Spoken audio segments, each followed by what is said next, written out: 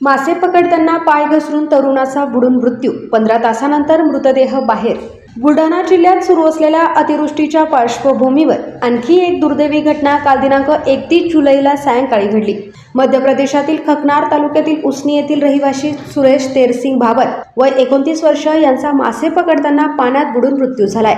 सुरेश बाबर हे जळगाव जामोद तालुक्यातील इसाई येथे आपल्या नातेवाईकांकडे वास्तव्यास होते. शुक्रवारी ते अकोली चांगेफळ परिसरात मासे पकडण्यासाठी गेले होते. यावेळी त्यांचा अचानक पाय घसरून ते खोल पाण्यात पडले. पाण्यात असलेल्या जाळ्या व इतर साहित्यांमध्ये ते अडकल्याने त्यांना बाहेर पडता आले नाही आणि त्यांचा दुर्दैवी मृत्यू झाला. घटनेनंतर सुमारे 15 तासांच्या शोधानंतर नातेवाईकांनी पाण्यात उतरून त्यांचा मृतदेह बाहेर काढला. माहिती मिळताच पोलिसांनी घटनास्थळी धाव घेत पंचनामा केलाय. त्यानंतर मृतदेह शवविच्छेदनासाठी सामान्य रुग्णालय वरवड बकाल येथे पाठविण्यात आला. सततच्या पावसामुळे नदी, नाले आणि जलाशयांमधील पाण्याची पातळी वाढली असून नागरिकांनी अशा ठिकाणी जाणे टाळावे असे आवाहन प्रशासनाकडून करण्यात येत आहे. युवा क्रांती न्यूजसाठी आकाश बोरसे, संग्रामपूर.